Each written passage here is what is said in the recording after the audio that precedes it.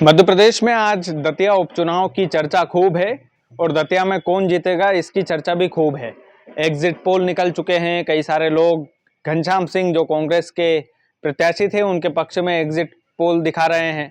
कई सारे लोग अपने सर्वे के अनुसार जो है वोटिंग परसेंटेज के आधार पर एग्जिट पोल दिखा रहे हैं। कई सारे लोगों ने जो है आशुतोष तिवारी जो भाजपा के प्रत्याशी थे उनके पक्ष में एग्जिट पोल दिखाए। एग्जिट पोल जो भी हुआ, एग्जिट पोल जिस तरीके का भी हुआ उससे फर्क नहीं पड़ेगा। दतिया के उपचुनाव से आने वाले विधानसभा चुनाव पर फर्क पड़ेगा। इस बात को आप तय कर कर रख लीजिएगा।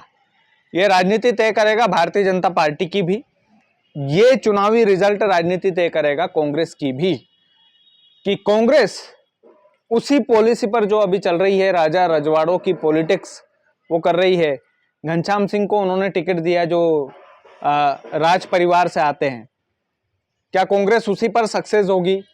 क्या कांग्रेस हमेशा वैसी ही राजनीति करेगी, या फिर भारतीय जनता पार्टी ने एक नया ट्विस्ट जो अपनाया है शुरुआत से ही, विधानसभा चुनाव जीतने के बाद से ही, कि उन्होंने क्या किया कि मुख्यमंत्री डॉक्टर मोहन यादव जो अचानक से मुख्यमंत्री बना दिए गए, भजनलाल जो राजस्थान के मुख्यमंत्री बने वो अचानक से बना दिए गए, आशुतोष तिवारी जो दतिया के भारतीय जनता पार्टी के प्रत्याशी बनाए गए वो अचानक से बना दिए गए, नरोत्तम मिश्रा का जो टिकट है वो अचानक से काट लिया गया।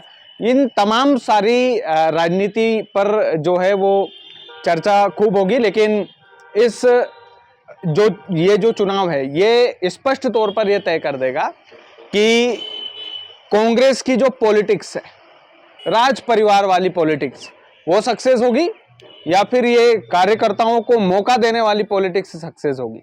इस बात में कोई लाग लपेट नहीं होना चाहिए है कि कांग्रेस ने अभी भी दतिया के उपचुनाव में भी ये ट्राई करने की कोशिश की है कि हम घनश्याम सिंह जो राज परिवार से आते हैं, जो राजा महाराजा है, हमेशा से जो कांग्रेस ने पॉलिटिक्स की है उस राज परिवार वाली पॉलिटिक्स को फिर से आजमाने की कोशिश की है।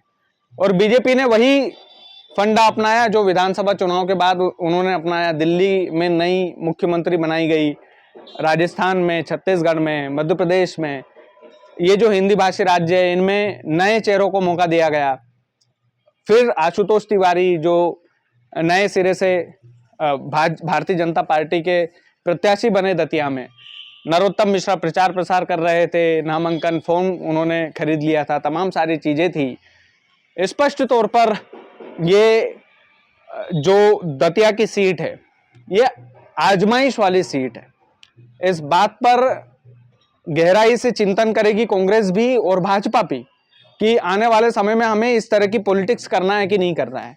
हमें आने वाले वक्त में कांग्रेस यदि विचार करेगी, अगर घनश्याम सिंह चुनाव हार जाते हैं तो, अगर हार जाते हैं तो, कि उन्हें राज परिवार वाली पॉलिटिक्स आगे बढ़ाना है कि नहीं बढ़ाना है।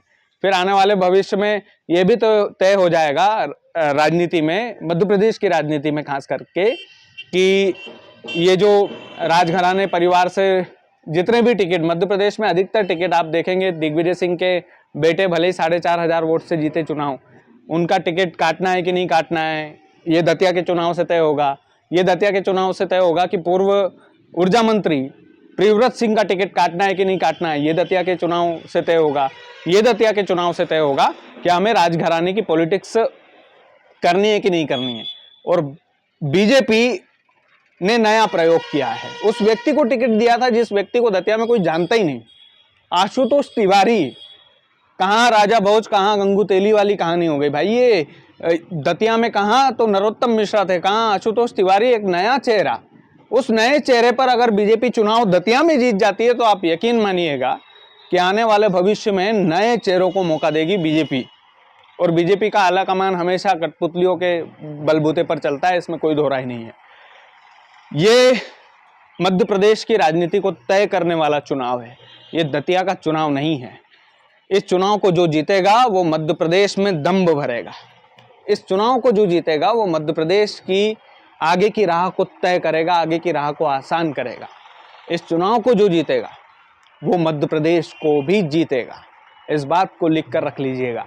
बाकी आप लोग वीडियो को ज़्यादा से ज़्यादा शेयर कीजिएगा।